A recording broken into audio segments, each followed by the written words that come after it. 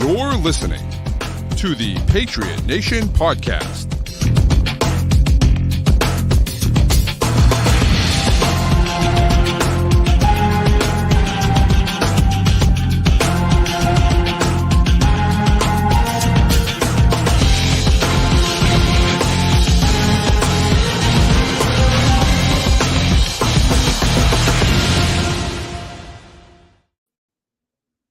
All right, welcome into another edition of the Patriot Nation Podcast. Of course, this one brought to you, as always, by FanDuel, the official wagering partner of CLNS Media. Go to fanduel.com/Boston and sign up. It's a not so instant reaction. I don't think anyone's complaining about that. I had a wedding. My sister-in-law got married yesterday, and so I was unable to attend the game because of that. And because of that, Matt actually took my tickets and attended the game, and maybe wish he hadn't attended the game. But it was just a complete disaster. Let me tell you, driving up 4 hours in the rain and then driving back 4 hours to get home at 11 o'clock last night, not worth it for what we saw on Sunday. And it's nice, it's nice to be there. Like, the stadium's great. The environment's great. Yeah. Love being around the fans and the tailgating and all that. Like, that's all fantastic. It's on the field, not so much. I still have not seen a touchdown at Gillette Stadium since Brady's last playoff game there. It's crazy. But yeah, no, this is we talked about what needed to happen and what couldn't happen, and this falls squarely into the what couldn't happen category. Yeah. I mean, it just, the fact that they just never even showed up. They just didn't show up. There was no compete. There was no compete level. It was nothing. And again, you had to think in the building all week. The only discussion in the building was about competitive fire, right? And fighting through adversity and being competitive on every single play, on every single snap. And the fact that they never even showed up. It's crazy. It's wild to me that they just never even showed up to the game. And that's what surprised me the most. I thought, okay, if the Patriots lose, the Patriots lose. You know what I mean? But, that's, I don't know. It's tough. Well, and it's the same game script thing. It's the same thing we've talked about, too. And, your defense does enough to get a stop on the first drive, get the ball back. And let me tell you, just from the get-go, Jabril Peppers, I think, fair caught a punt at his own 5-yard line with nobody around him. What the hell are we doing there, dude? Done you're just starting off on the wrong foot, and just an unforced error. That's not even going to show up on the stat sheet as an unforced error. Right. But just when the offense can't create big plays, turning down chances to gain yards on special teams is something you can't live with. And we're going to talk about special teams is something we're going to have to talk about on this show because they're last in the league in special teams DVOA right now. They were last in the league last year in special teams DVOA. But the offense gets on the field, and your first play, I think, was a run that almost picked up a first down. I think they got an 8-yard run on the first play. At the middle. And then back-to-back incompletions. Mm-hmm. And I think 2 missed throws by Mac, or two throws where, not a lot of separation, and the throw is not close enough where the guy can make a play. And, a lot of blame to go around. There's a lot that we can talk about there. And then defense gets another stop. All right, let's see what happens. And pick 6. And kind of feels like the game's over. And just like we've seen, they try to have the comeback there. And Mac Jones, I'll give him credit here. You answer the pick 6 by coming back and driving the team down the field. And then you stall in field goal range and miss the field goal. And it's just you're stacking mistakes on top of each other. And you can't do that and lose the turnover battle the way they are. That pick 6, I don't know. Again, a lot of blame to go around on it. I don't know how much of that is on Mac Jones, but he's not off the hook because he's getting hit. That's for sure. I mean, you just can't throw that ball. No, the pocket presence isn't there for him, and I don't blame him with what's around him, but also it's his responsibility to make sure that play doesn't happen, and he let it happen. And that's kind of what it all comes down to. So he's not seeing the field. He's not feeling it. You're down 14-0 again right away because your defense lets up a score. And then you're chasing the game at that point. And in some ways, what happens from there almost doesn't matter. I mean, once this team's down 14-0, you kind of know it's over. Yeah. Yep. And that's been the case all year. Igor, by the way, loved the hat.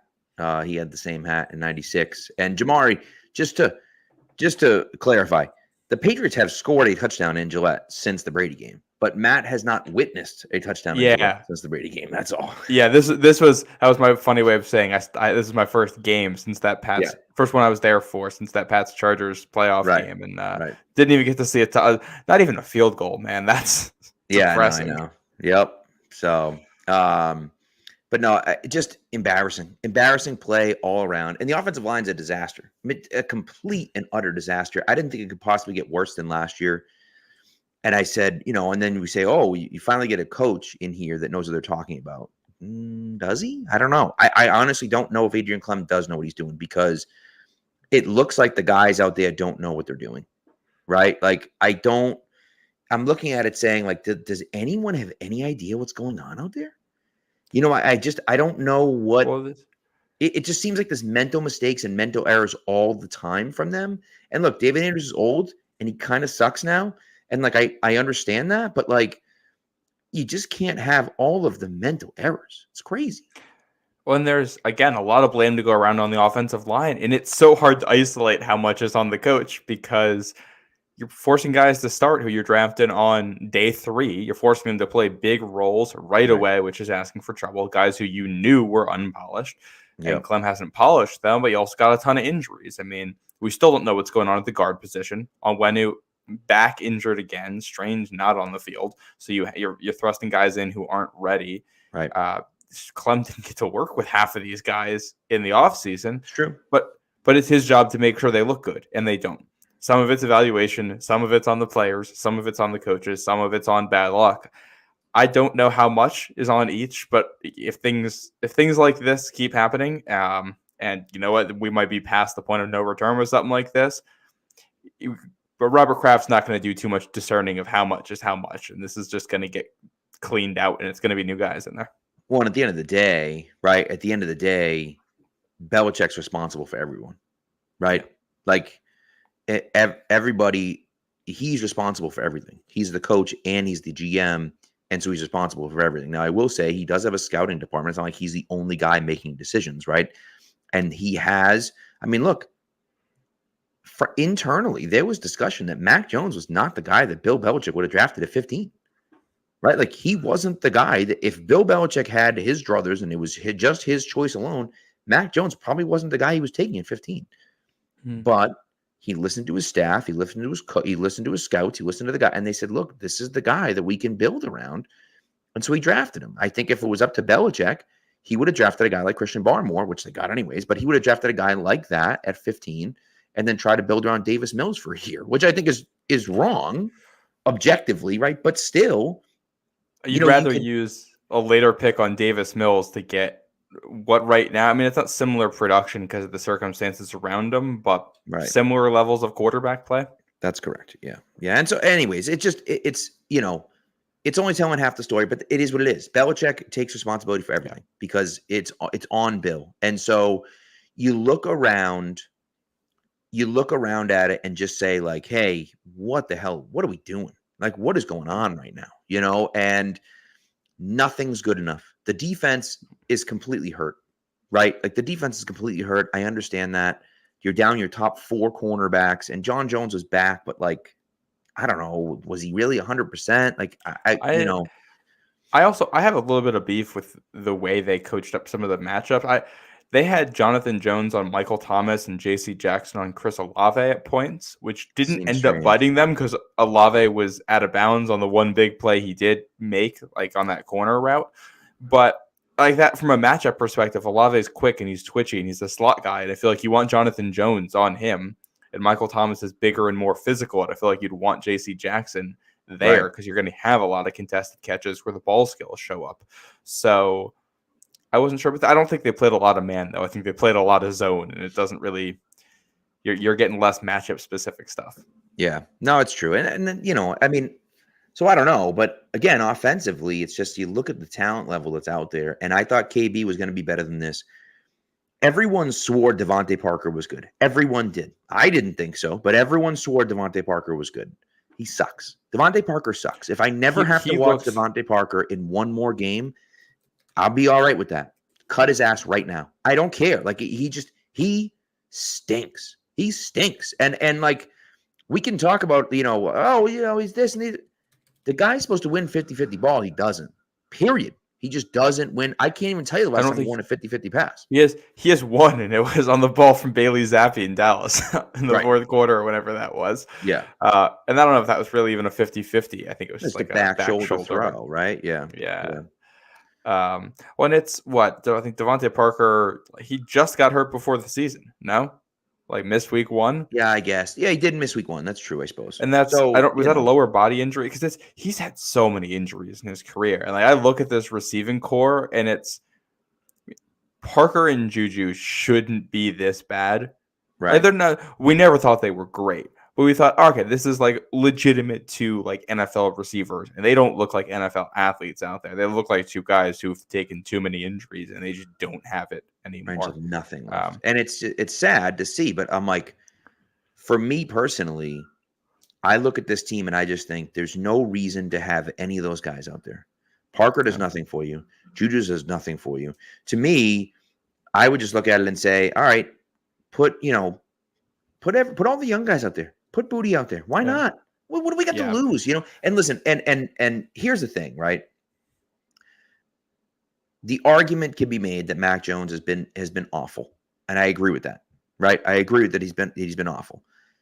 But it's not like there are guys running wide open and he's just missing them. Like that's not happening. The guys aren't creating any separation either. And I know there's levels to that, and it's a more complicated conversation. I understand that, right? But the thing is that, when you have it and you look at it and you just say, man, like, I don't know. It's very frustrating. And Nelson Aguilar, by the way, don't even get me started on Nelson Aguilar. I know I get it. I know he's in Baltimore and he's been all right this year, but like he had a wide open pass where he just literally wide open pass and it goes right through his hands. It's like, bro, stop it. Stop it. Guys are not open. You know who else? Hey, who else did for Baltimore? Do you know who else did for Baltimore? Who? Zay Flowers. Yeah. He had a wide open drop too. Yeah. Another note on that, there's only a couple guys. I think there's only one player right now who's averaging worse yards per reception than Juju Smith-Schuster. Do you want to take a guess at who it is? Ooh, less yards per reception than Juju Smith-Schuster?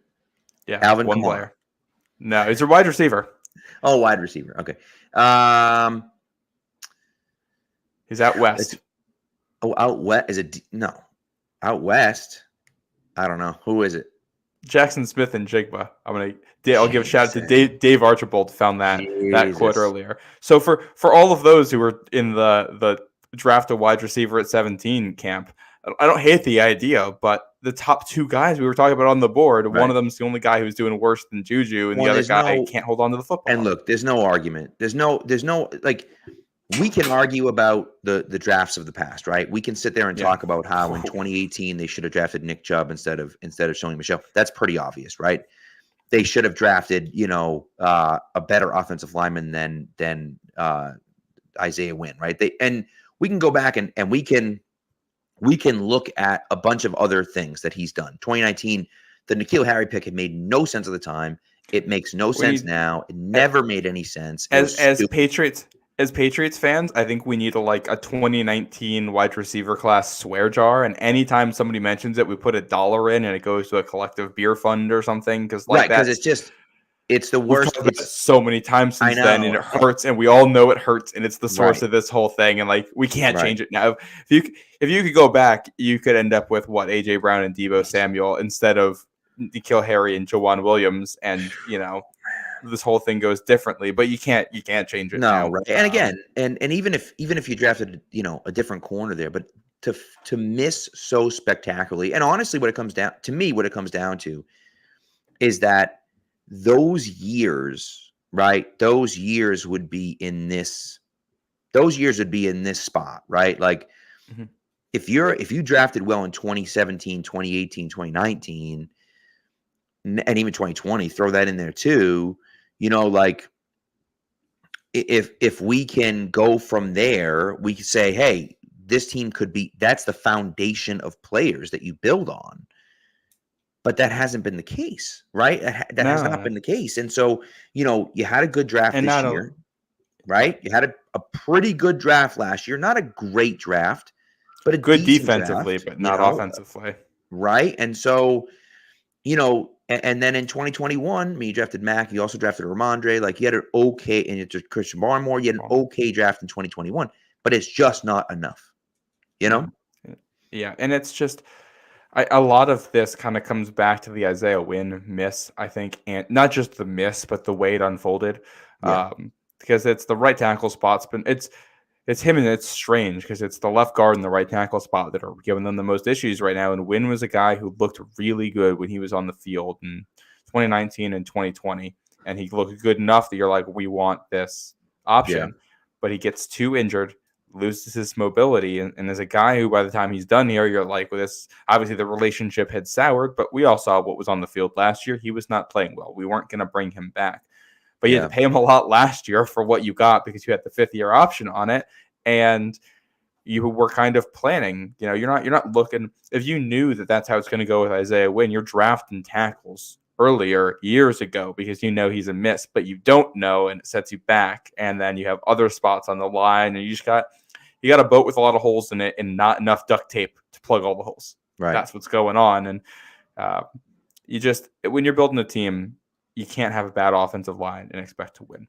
And I don't think we thought this line was going to be this bad. And I think when it's fully healthy, it isn't this bad. But I also, at this point, you're not going to see it fully healthy. Cole Strange is banged up. I don't think he's going to be fully good to go for the rest of this year from what we've heard. Onwenu is injured again. Yeah. And Trent Brown is he has games like he did yesterday, and he has games where he's lights out, and that's how he's always been. He's a super inconsistent player. David Andrews has taken a step back. I mean, you can, if all of those guys were who they were last year on the left side of the line, or from right guard over, you can deal with the issues at right tackle. But all of those spots have been bad too, and you can't win with a bad offensive line. There's a lot of other issues in the offense, and you can't win with wide receivers who don't separate. You can't win with tight ends who don't block or threaten the defense downfield. You can't win with a quarterback who's a bad decision maker. But none of that even has a chance to really know what you got going on if you can't block. Yep, agreed. And I agree with this, by the way. Old Man Mom's talking about trading players and get what picks you can get. I mean, honestly, I just that's the situation. I mean, you can't, and I don't know if I'd necessarily trade everyone, but I mean, at this point, it's what the hell's the point, man? What are we doing? You're in a tough spot right now too when it comes to selling on players, because some of your more valuable guys too are free agents at the end of this year. So Josh Uche, I think, could get you back something in a trade if we're selling this thing at the deadline. Hunter Henry, probably. He's got enough left, and he's a free agent at the end of this year. Although, in theory, Henry's one of the few guys on this offense I think you would keep around just to give a decent semblance of a safety blanket to whatever you're going to have on offense next year. But then it's Michael Onwenu, I think, could be a trade piece in theory, but he's hurt. Matt Judon, I think, if we're really tearing this thing down to the studs going forward, Judon, I think, would be very valuable because he has another year left on his deal.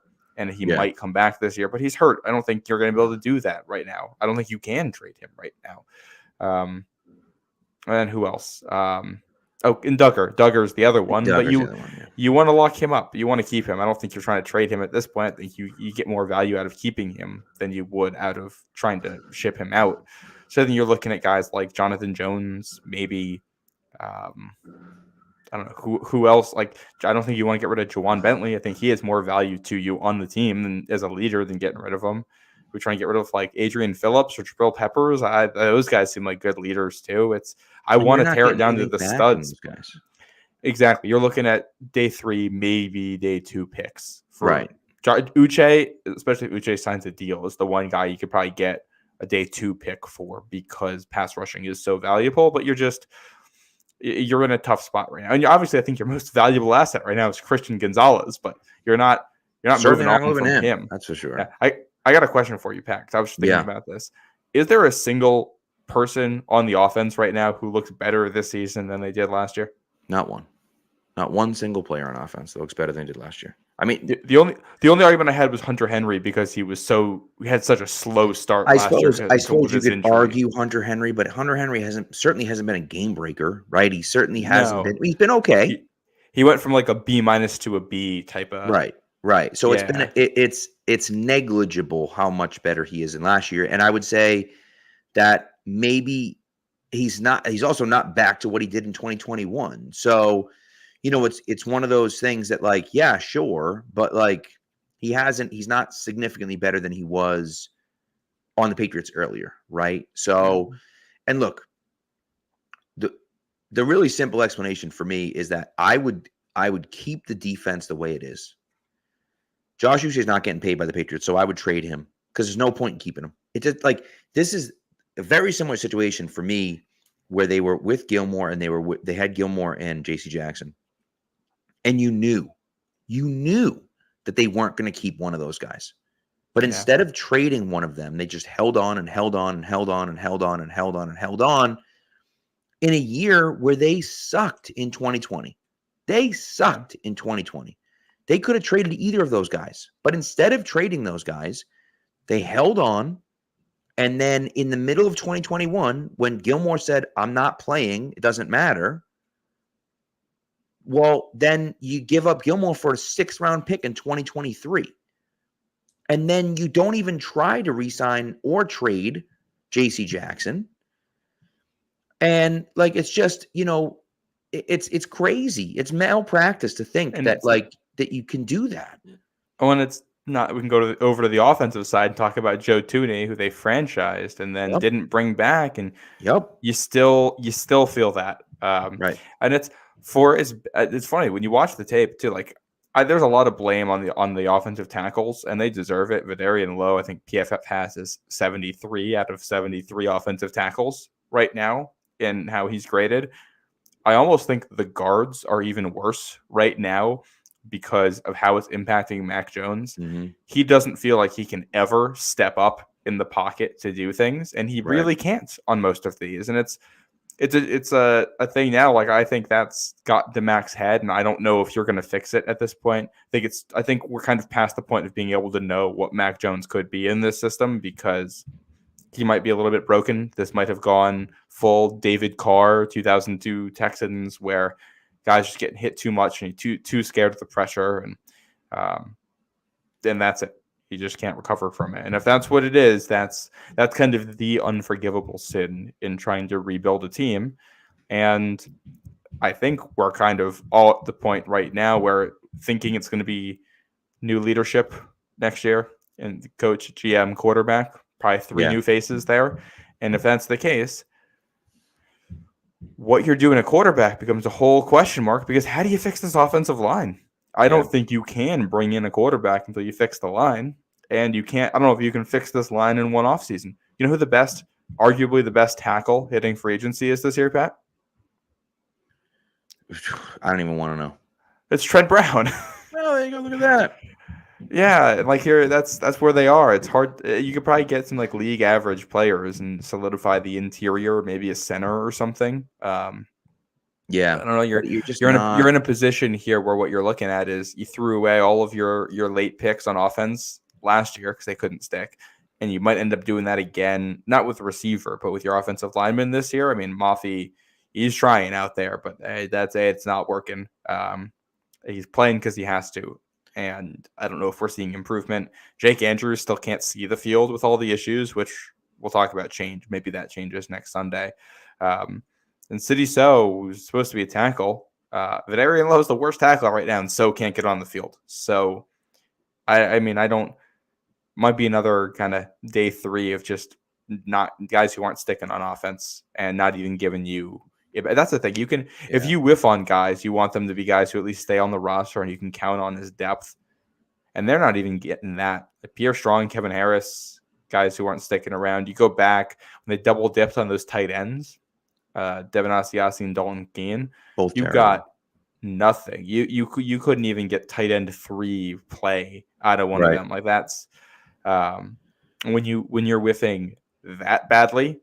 Yeah, then it's just tough you can't even fill out the roster without spending money in free agency, and that has issues. Well, and that's what it comes down to. I mean, you even look at 2021, 5th round Cam McGrone, 6th round Josh Bledsoe, 6th round William Sherman, 7th round Trey Nixon, RIP.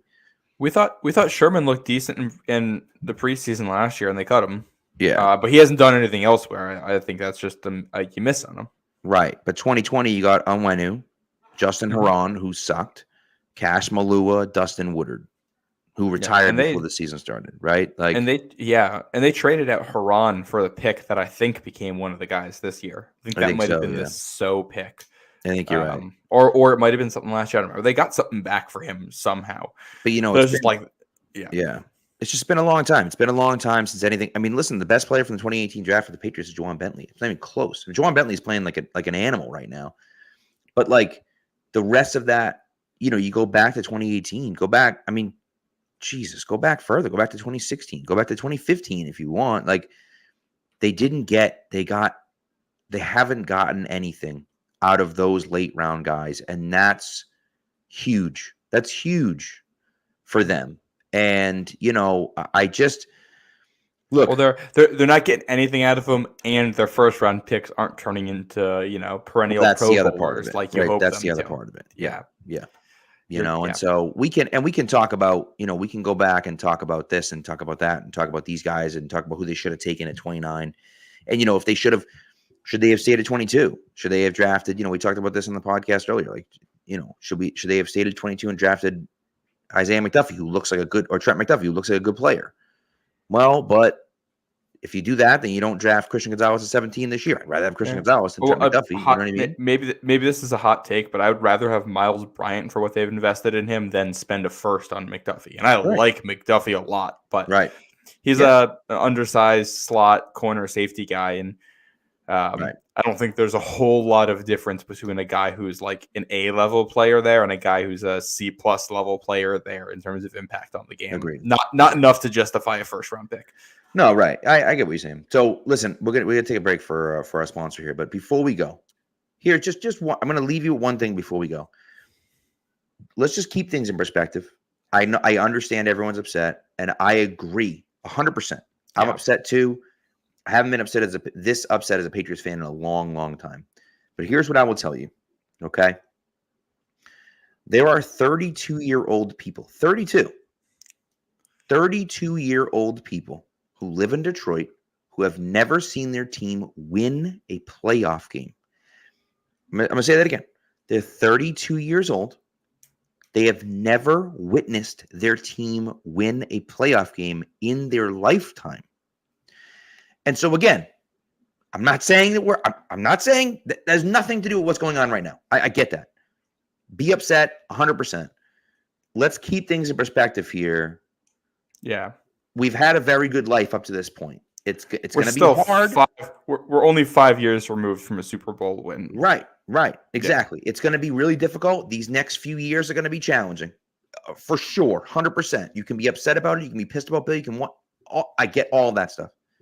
Yeah. It could be a lot worse. It could be a lot worse. I mean, trust me, fans. It can get a lot worse from here. So and it might. But we'll see. It's what we're in it for all of it here. That's it. Got to get back to the mountaintop. Exactly. So, all right, let's take a break and then we'll be right back. Snap into the action this NFL season with FanDuel, America's #1 sportsbook. Right now, new customers get $200 in bonus bets guaranteed when you place a $5 bet. That's $200 in bonus bets, win or lose. If you've been thinking about joining FanDuel, there's no better time to get in on the action. The app is so easy to use. There's a wide range of betting options, including spreads, player props, over-unders, and more. So visit FanDuel.com/Boston and kick off the NFL season. FanDuel, official partner of the NFL. Ages 21 and up and present, Massachusetts. Hope is here. First online real money wager only. $10 first deposit required. Bonus issued as non-withdrawable bonus bets that expire 7 days after receipt. Restrictions apply. See terms at sportsbook.fanduel.com. GamblingHelplineMA.org or call 800-327-5050 for 24/7 support. Play it smart from the start. GameSenseMA.com or call 1-800-GAM-1234.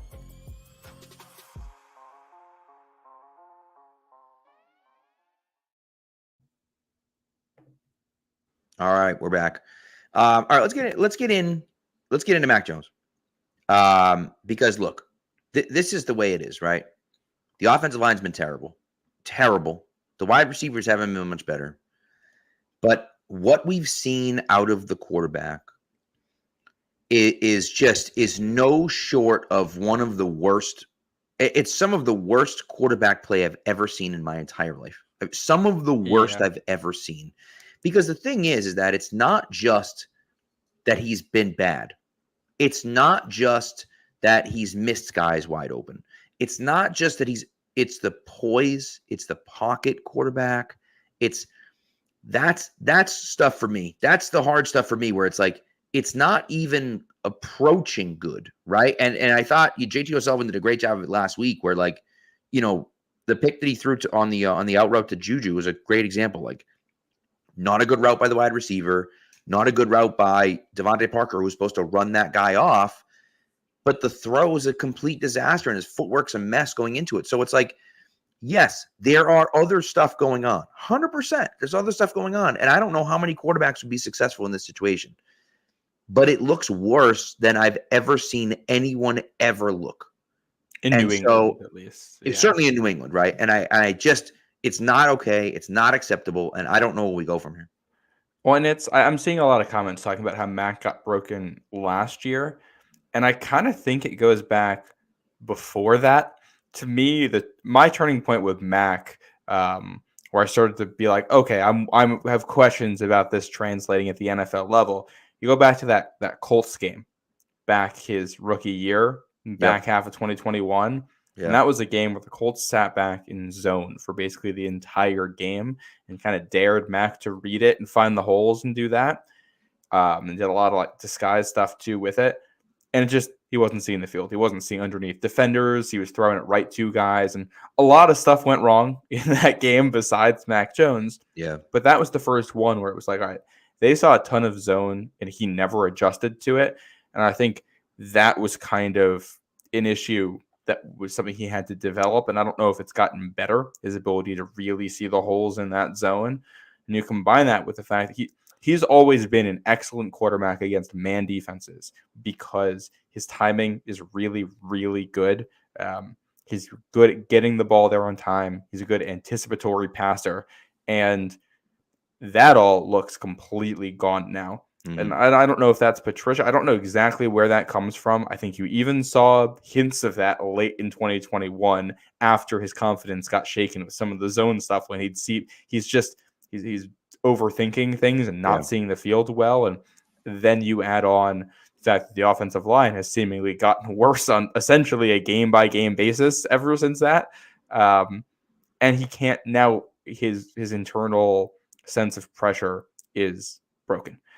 And he doesn't have the athletic tools to overcome it. Say all you want about Zach Wilson, and there's a lot of criticism about him, but the biggest reason why he kept getting himself into trouble is that he did have the athleticism to evade pressure and get out, and he kept trying to do too much. And Mac he can't even get to that point, well, except for last week with that pick 6 where he went full Zach Wilson. This week was him trying to step up in the pocket and make a play, but the offensive line's not protecting it. He's not sensing the pressure, and guys aren't separating, and the middle of the field's clogged because they know you can't win on the outside, and it's everything coming together. And I don't know. If you have to make excuses for the quarterback, he's probably not the guy. If you're talking about what surrounds him, he's probably not the guy. CJ Stroud doesn't have great things around him, and he looks fantastic right now. Quarterbacks throw guys open. Quarterbacks make it happen. Quarterbacks see the field, know what's going to happen, and are able to make something out of nothing. And it seems like Mac Jones is making a lot of nothing out of something these days. Right. And honestly, it's so frustrating. I honestly don't even know where to go. I honestly don't even know where to go from here. Like, it's clear Mac Jones is not the guy moving forward. It's clear. It's clear it won't happen here. The fans have now turned on him. It's over. It's over for Mac. Like, and I just think that's, it just is what it is, man. Right. And we can talk about the coaching. We talk about this. We can talk about that. And we can whatever. But to me, I think it was okay. Let's put it this way. To me, it was obvious when I looked at what happened last year. Mac Jones sucked. Bailey Zappi came in and looked pretty good.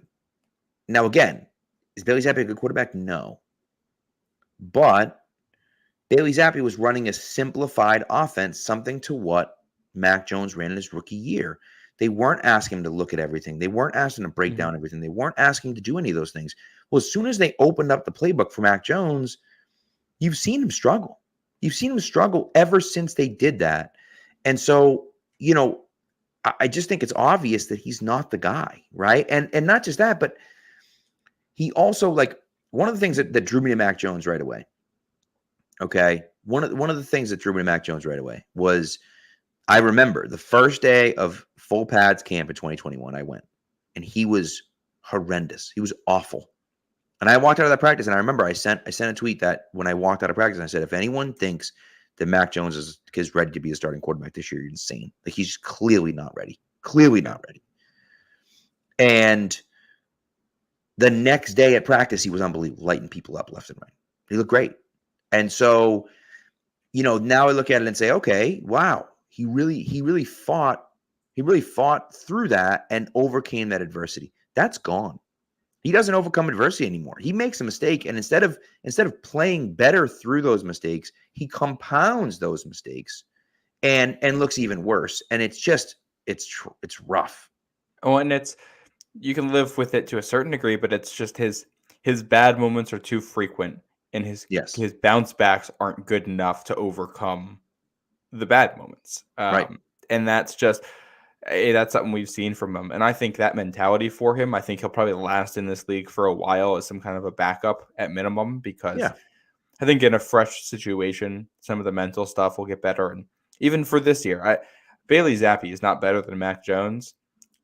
Benching Mac Jones for Bailey Zappi could make sense at some point here, or Will Grier or whoever you want to put in there, because it feels like Mac has the yips, and he's not seeing the field. Yeah, and it's obviously we're going to have our show later this week to talk about Vegas, but the Raiders have an awful defense. Every aspect of their defense is awful. They don't rush the passer. They can't stop the run. They can't do anything. This is the 1 week where it's like, all right, if this offense is going to get even a glimmer of hope and start to figure out a couple of things that they can do well, Mac Jones can start to build any kind of confidence. This is kind of the one opportunity, because it's Bills and Dolphins after that, and even if this team starts playing well, I don't think they have the horses to contend right now. So if you can figure out something next week that gives you a glimmer of, all right, what are we building towards for next year? What players do we still want to be here? And do you keep Mac Jones as a backup? Is he good enough that you can trade him and get something back? Is somebody else interested in bringing him into the building just in case? Something like that. You want him to play better from that front, and I think we all want him to play better from a watchability standpoint for this team. Right. Yeah. But the other thing here is that if this team is what it looks like and what it has been the last 2 weeks, I think riding this to the bottom also makes sense. Bill Belichick's never going to try to do that, but if you get this quarterback play and this offensive line play, it's just going to happen. I don't think with this strength of schedule and some of the teams they got to play, you're looking at only a handful of winnable games the rest of the way. And a lot of them aren't in your own building either. Right. And it's you know what? I'm going to take some of the blame here because it's my fault. I'm a mush, as everyone knows. I'm the worst gambler of all time. And I have multiple bets on the Patriots over this year. And so it's just not good. So it's not good. I bet the over on Mac Jones passing yards. I bet the over. I took a bet on him hitting 4,000 passing yards. Yeah, it's not good. I took over on wins. Yeah, no, none of that. And I think a lot of it comes back to what we said before the break. Nobody on this offense has gotten better. And when you swap out Matt Patricia for Bill O'Brien and nobody on your offense gets better, I think part of that's on Bill O'Brien. Yep. But there's bigger problems than just the coach then, because Bill O'Brien is not magically making players worse. He's an accomplished coach, and I think you can take issues with him right now, and that's fine. He's not single-handedly making every player worse. There's other things going on here. Comes back to, the man at the top and evaluating these guys. Comes back to bad luck with injuries too. I don't think you can leave that out of the conversation with how prominent that's been this year. And comes back to, player development and personal development for these guys, which is a team responsibility and an individual responsibility. It's just hasn't been there for a couple of years now. Quite a bit. And that's really what it comes down. I mean, to me, it's getting the guys to play at a level that is acceptable in the NFL, and that hasn't happened, And look, it's not necessarily look.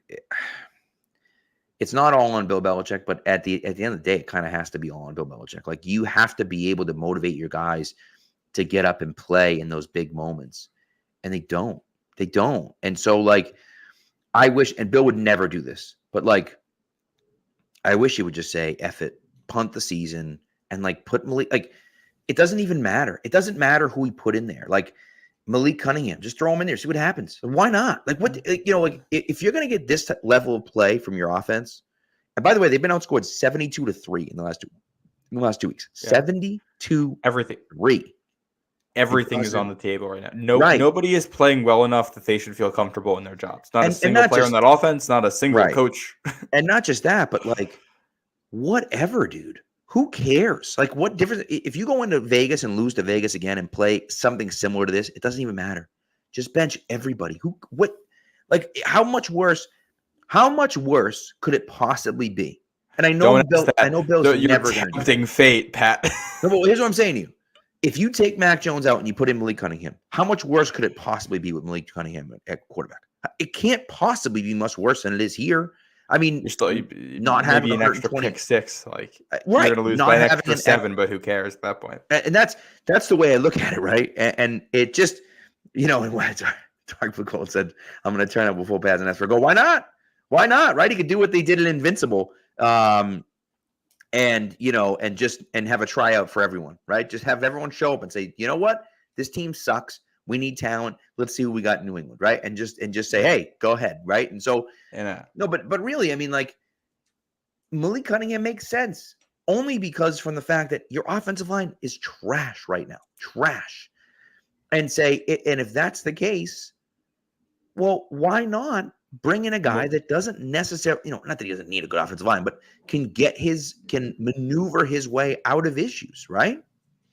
Or at least have a package for him to go play a couple possessions or something. Right. And that's, I don't think Malik Cunningham's going to be that good, at least not right now. But I don't have an argument for why you shouldn't try it over what we've seen out there. Right.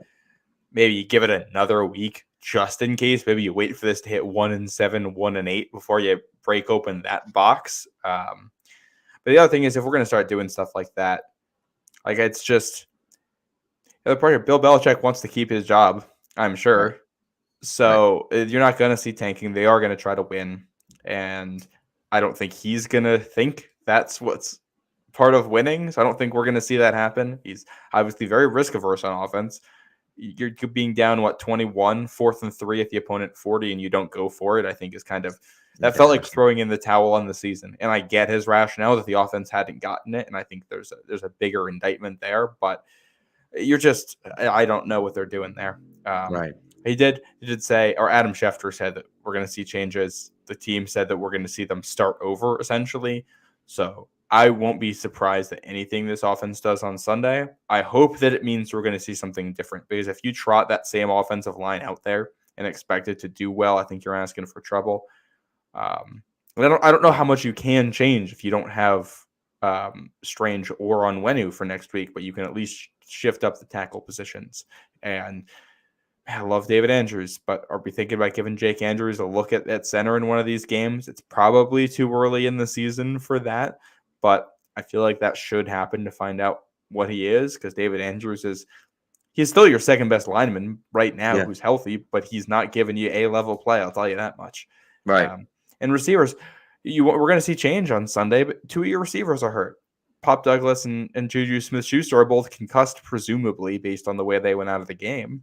Yeah. They're not going to be back for next Sunday, so we're going to see Kayshon Boutte, but you're going to see a lot of Devontae Parker, I think. I don't think that can change. He has to be on the field. I think if Tyquan Thornton's back, which I assume he will be, you're going to see a lot of him. Yeah. Which is good. I think that's a good thing. I want to see Tyquan. I just don't know how much that even helps you if Mac can't. Oh, and that's the whole thing with his offense right now is you don't have receivers to threaten down the field. You don't have a quarterback with an arm who threatens down the field, and they can't pass protect long enough for those routes to develop anyway. It's bad. It's really bad. You can fix one of those, maybe. You can't fix all three in the middle of a season. It just, it's just you're just not going to be able to do it, and otherwise you're going to be living underneath stuff. And this is the whole issue with Mac. The reason he throws too many pick sixes is because so much of the offense with him is underneath and in the middle of the field, and those are the areas where defenders can get it and get momentum and get the pick sixes off of it. Brady threw less because when he's throwing picks, it's down the field, or it's these super high level of difficulty throws that aren't in areas of the field where it's easy for a defense to run back. Yeah. By the way, great point here by Sean that the Buffalo area is so cocky about how the Patriots are getting a dose of bad medicine. And listen, I hate it, but like they suffered forever, and so hey, I respect the we're not. cockiness. Like it just I is what it respect is. the cockiness. We were just as cocky to them for the last 20 years. So 100%. I respect it, and I look forward to giving it back at some point. Yep. At some point, Yeah. It's not going to be like this forever. At some point, we're going to be better. They're not going to be quite as good, and we're going to be able to talk crap to them again. But at this point, that's not the case, right? I mean, the Bills. Listen, the first article I ever wrote before I was ever even at Pat's Pulpit, before I was ever at, wherever I even want, I forget, We the People Sports, whatever. The first article I ever wrote was called "Tom Brady, the Buffalo Bill," and Tom Brady was going into it was the first game of the season, and they were playing the Bills, and EJ Manuel was starting for the Bills. And it was just a conversation. It was an article exploring the fact that what if the Patriots had traded Brady instead of Bledsoe, and how many quarterbacks the Bills had been on since that moment, and how many different starting quarterbacks. And they had drafted guys in the first round, and they had got J.P. Lossman and, like EJ Manuel then, and and over and over and over and over. And they just all sucked. And it was crazy, and it's just like, and now the Bills have Josh Allen, and they're a pretty good team. You know what I mean? And so, and look, the Patriots didn't always hit on their draft picks, but they brought guys in, right? They hit on enough too. And so, right. And so this is the question right here. That's the question that's going to piss me off. Bill 100% unequivocally is the GOAT. 100%. What's happening right now is that they're not good right now. Tom Brady, what everyone sees is that Tom Brady won a Super Bowl without Bill Belichick. And then they see that, Bill Belichick sucks without Tom Brady, which isn't 100% true, but, whatever. But the thing about it for me is that it's because of what's happened since Brady left. The narrative has shifted from it was all Brady and it was all Belichick and no Brady to it was all Brady and no Belichick, which is wrong. They're both wrong, right? Like 100%. It is 100% a split. And I would give a little bit more. And I think, by the way, if he gave Bill Truthserum, he'd give a bigger margin to Brady. Well, I think trying to divide it into percents is kind of the wrong way to think about it too. Right. It's 100% Brady and it's 100% Bill Belichick. Right. Because this is a team sport that requires exceptional leadership and ability from a lot of people. It's also, Dante Scarnecchia is in there, and Robert Kraft is in there, and the scouts are in there, and Rob Gronkowski is a huge part of that. Julian Edelman, you need all of these, and it's people are going to bring up. I think just bring up Bill's record without Brady is ridiculous to me because he's the one that drafted Tom Brady and coached him. And got him to where he was in a lot of ways. And obviously that doesn't take away from what Brady did personally for that. But Bill was the guy that set that up. You don't get to just say, yeah, let's take away his best player and then see how he looks. No, he got the player. He gets credit for what happens with that player. Ernie Adams, 100% Ernie Adams, 110%. I love it. I like it. Look, and here's what it comes down to, right, for me. And I could have a 2-hour conversation about this, but here's what it comes down to for me, really simply. Let's go back to 01. How good was Tom Brady in 01? He was all right. He was fine in 01. Brock Purdy-esque. But Bill is the one that designed those. Bill is the one that was responsible for winning those games. Now, look, in 2001, the Patriots scored 3 offensive touchdowns in the playoffs. They had 3 playoff games. They scored 3 offensive touchdowns. Tom Brady was on the field for 2 of them. So don't tell me Tom Brady did all of that stuff. Don't tell me that. Don't tell me that. It's all of them. Okay. And yes, B, you're right. I was saying keep in Bledsoe. Bro, go away. Go somewhere else. Go back to Ohio, B. So look, Belichick could have stuck with Tom Brady. He could have stuck with Tom Brady. With Bledsoe, I'm sorry. Bledsoe came back healthy. That was Bledsoe's team. People have talked about many times how that was Bledsoe's team. Yeah. He was incredible. Right? Brady, of course, had the one drive. Great. It was an incredible drive.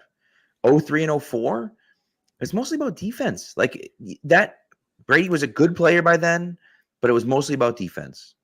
And then obviously 07, from 07 on, really a lot of it was Brady. But 2018, they won the Super Bowl in 2018. What was the final score of that game? 13-3. Oh, or 13-3. What? Yeah. But Tom Brady's offense was so good. Tom Brady was so amazing. They scored. Oh, no, they didn't. Now, Brady was incredible in 2017 and they lost. He was obviously incredible in 2016. And I'm not saying Brady wasn't good in 2018. I'm not saying that, right? But it's not, you can't look at it and say, well, it was this and it was this and it was that and it was this and it was this. And Pete Carroll did not build the 2001 team. Please stop with that, dude. Look at the roster turnover from 1999 to 2001. He drafted like 2 of those guys. He drafted, you got to give him credit. You want to give him credit for, Ty Law, who, by the way, was under Parcells, but whatever. Yeah, without exactly knowing off the top of my head, were there more Parcells guys on that 01 team than Pete Carroll guys? I think so. It wouldn't shock there me. Might have been. You know what I mean? And you think about the veteran guys that he brought in that year, right? In 01, and Mike Vrabel and Anthony Pleasant and Roman Pfeiffer and all from down the line, all of them. Antoine Smith even, like so it's like, look, I mean, whatever, we can talk about all that stuff. Again, the argument is not that it was more Bill than Brady. The argument is that it's not possible. It is possible to win one with a mediocre coach. I agree with that. It is not possible to be perennially the best team in the NFL for 20 years. It's not possible without both of those guys, right? Does Tom Brady win a Super Bowl without Bill Belichick? First of all, he won one anyways. But does Tom Brady win a Super Bowl if he gets drafted somewhere else? I would say probably yes, right? Probably yes. But there's not a guarantee that that's going to happen. But I would say probably yes, he would have. Does Bill Belichick win a Super Bowl without Tom Brady? Probably, as long as he got a decent enough quarterback. Which is like the whole battle of being a coach, is if you can find a decent enough quarterback. And Bill has said it over and over and over and over again. Players play the game. Players play the game. That's what it comes down to, right? And so look, it's not. I'm not saying that. That Bill deserves more credit. I'm just saying that when we look at the list of all-time best coaches, give me one of those guys that didn't have Hall of Fame players on his team. Give me one. Just one of those guys that we think is an amazing coach that didn't have Hall of Fame players in his team. Yeah. Like crickets, because there isn't one. You need everyone. I want to going away from this for a second. Yes. Masterful asked the question, do you guys like the current offensive coaches or will they all get scrapped? Looking towards the future here. I like this question because I think we're starting to figure out what this is going to look like going forward. Yeah. I don't think the current offensive coaches are bad, but they clearly aren't getting it done. And I also think you can start to do a little math here on what the future is going to look like. Yeah. If they're drafting a quarterback in the first round, you got them under contract for up to 5 years right off the bat. It makes no sense to have a coach who won't be there for the full thing. Bill Belichick is 71 years old right now. I think Bill Belichick, if they need a new quarterback, Belichick's probably gone, is my thinking anyway, regardless of anything else. And then you add on how bad the losses have been, and I think it kind of makes it a sure thing that it's going to be somebody new there. Yeah. And if you got a new head coach and a new quarterback, you're not keeping the same offensive coordinator. You're going to bring in a whole new staff for that side in mind with developing a young quarterback at this point. I think there are good coaches there. I think they'll all find jobs elsewhere and be perfectly fine. Bill O'Brien, well, he'll land on his feet. Yeah. I don't think they're bad, but I think you are going to see new players there. I also new coaches there. People have talked about Bill not understanding the modern offense. I think there's truth there, but I think it's a more nuanced thing than people give it credit for. I don't think you can see what Bill Belichick's defenses have done against modern offenses recently and think that he doesn't understand the modern offense. I think he's done a really good job constructing a defense that can be very multiple and do a lot of good things against modern offenses. I think his fatal flaw here is that he has missed on evaluating the talent and the exact personnel you need to run those types of offenses. Yes. And the clock kind of ran out. I think if you had known Mac Jones wasn't the guy a year earlier, he probably is still here and gets another go at a quarterback. But when you combine the age and how deep we are into this thing, and now there's so much investment on like the defensive side of the ball, you kind of need to tear everything down and reset from a timeline perspective. I think now you don't really have a choice. And then, there's the blowout losses, but there's the fashion that's happening. The special teams is bad for a second year in a row. Chad Ryland is super inconsistent right now, and I'm not going to say he's a bust, but I don't have confidence, and there's a chance that they have missed on 2 kickers in a row, and that's an area of Bill's specialty. The punter situation has been really inconsistent now for a little bit. The long Joe Cardona, snapper. He looks worse, which Cardona getting worse in the offseason. I don't think that can possibly be on Bill Belichick, but also, you had 2 long snappers in camp. What's going on? What happened? We might need to see a change at that position if this keeps up. And most of the coverage guys have been fine. Brenton Schooler still playing like an all-pro on special teams. Yeah. And I think it's clear from some of the stuff they're doing. They have the mind to get creative there. But I think not being able to identify the talent that it takes to be a top offense in this era of football, and combined with some bad draft luck in there. There was rumors they wanted Jalen Hurts and they were going to take him in a second. There's rumors they wanted Justin Jefferson. He went the pick before the selection they had. For all the bad stuff about N'Keal Harry, it sounded like it was a toss-up between Harry and Brown, 2 guys who many thought were similar prospects, and Herm Edwards from Arizona State really sold N'Keal Harry as this high-character workhorse, great locker room guy who can take no plays off in practice type of thing, and they went the wrong way with it. And you just get some bad luck in there, and it's that combined with some really bad timing, and in the moment is going to lead to taking away from Bill's legacy for some. But you give it 5 years, and I think that's going to go away. And I think people trying to play the question of, is it Bill or is it Brady? That's a whole media talk show thing. I think if you talk to anybody in football, they're going to tell you it's all of them and more, because you can't win it with just the 2 of them. We've seen some great coach and quarterback combinations never win Super Bowls or win only 1 Super Bowl. It's Don really Shula hard and Dan Marino. Just go down the list, right? Marv Levy and Jim Kelly, right? Phillip Rivers was a very good quarterback who had some really good coaches in there, and they could never build a team around that. Peyton Manning won a number, but with different coaches, and they kind of saw rotations there because even with good coaching, they couldn't get it done. So to do what they did, it's clearly both of them and more. They deserve a lot of credit, and they might go out on an ugly note this year, but Bill's going to be Bill to the end here. We're going to live with it probably through the end of this season, and we're going to see a change of philosophy that I'm sure is going to come with its own warts that we're going to have complaints about by week 5 next year when the novelty is worn off. Right, 100%. 100%. And Dark Gold, you are right in that Bill Belichick would win his 300th regular season game, I believe, if that's the case. So if they win, wait, how many away is he? It's the next one.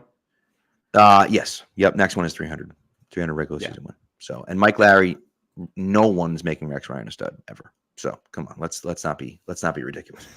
So and look, and so again, the thing that upsets me the most is that the haters, the Bill haters, which have existed since the year 2000, are going to get the last laugh here, and that's the most frustrating part of all for me. I almost wish I almost wish that that Bill had just left in 2019 with Tom. When Tom left in 2019, then Bill had left too. Because then at least we could have said, hey, that's it, we're done. So, or if Tom had retired this offseason, if Bill had retired too, and just said we're leaving the same time. But it is what it is. And look, ultimately, I don't care what anyone says. He's the best coach ever. I don't care what anyone says. He's the best coach of all time. It doesn't matter what anyone says. He is quite literally already in the Hall of Fame for what he did with the Giants as a defensive coordinator. Right. Like he's, yeah. And there's, other side gets paid too. There's a lot of good coaches. Like the best coaches all have bad moments. And I've been in this game for how long now? If the worst thing we're going to say about Bill Belichick is that when he lost multiple greatest of all time at their position players in a short span, he wasn't able to immediately recoup players of the same value before he got too old to stick with it. Yeah, that's the worst case here. Right, and the sad thing is that he had said in that 2009 football life, he had said, "I don't want to turn into Marv Levy and be 71 or 72 and have the game pass me by." He said that in 2009, and he's 71 right now. And here we are. And it's like, man, like he said it. He said he didn't want to do it, and he did it anyways. And it's just like, it's frustrating. So, anyways, all right. If there's one thing I hope we see from the rest of the season, we could talk about it on Wednesday too. Yeah. Just go. I hope that we get to see more young players the rest of the way, just to evaluate what we have going forward. Right. I want to know what we have in those guys. And, play them all. What difference does it make? Yeah. I know you want to win. Keon White and Marty Mapu are going to see the field here no matter what because of where that defense is right now, and they're going to need both of those guys. But let's see the receivers. Let's see how they look. Right.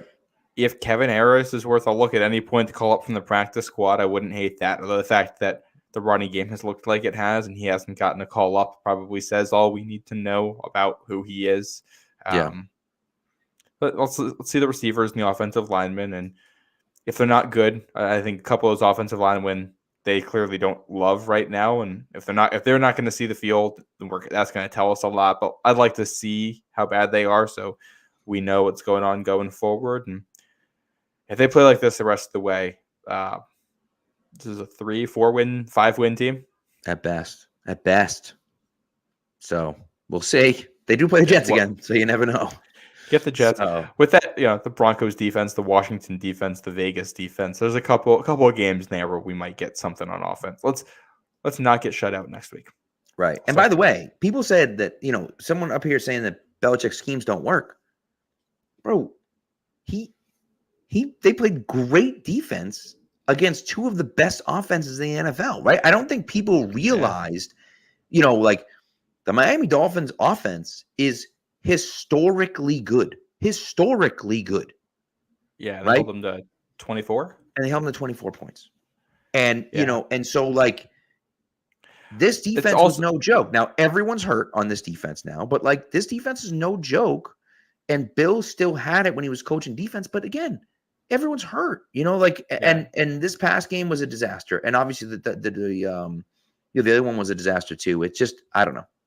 Yeah, I don't think he has completely lost it. I think if he had better players on offense, then things would look a lot better. But he's also the GM, and if this were a world where the team clearly wasn't well coached, but he was drafting good players, I think you say, "Hey, Bill, head upstairs. You can be the GM. You can do all that if you'd like. We're gonna have a different coach come in here. You can promote Mayo or Bill O'Brien or whatever you want to do and keep it in house, but."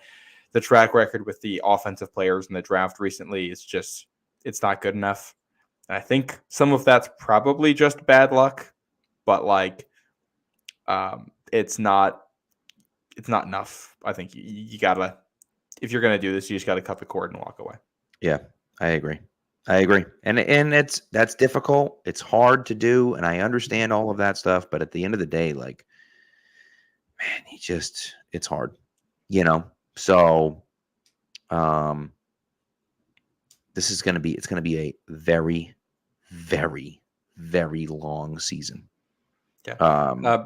Bruins' first preseason game, I think, is tonight. Or no, first real game. No, Wednesday night's first real game for the Bruins. Yeah, okay. That's what it is. Well, there you go. How about that? Look at that. Celtics coming up soon. We're getting there. We got 12 more Sundays to this. That's another note, scheduling wise. The Pats are set to have 3 consecutive primetime games in December. They might be the first team to have a Thursday night game flex out into Sunday, and they might be the first team to have a Monday night game flexed into Sunday. Yes. I don't know if there has that happened. That actually may have happened already, the Monday night flex, but I don't know about the Monday night flex, but I can tell you that it's tough. Yeah, it's tough. And look, games is a Christmas Eve game. Can we announce that game's changing now, just so we can all make our plans in advance? Yeah, it's not. Yeah, like come on now.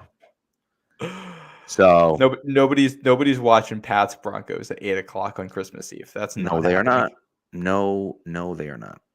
So, except for us, if it happens, we'll be watching. Well, we'll be watching it. I'll be watching it. Yes, it's the way it goes. You know what I mean? I'll try to get to bed before Santa comes, but I'll get to go.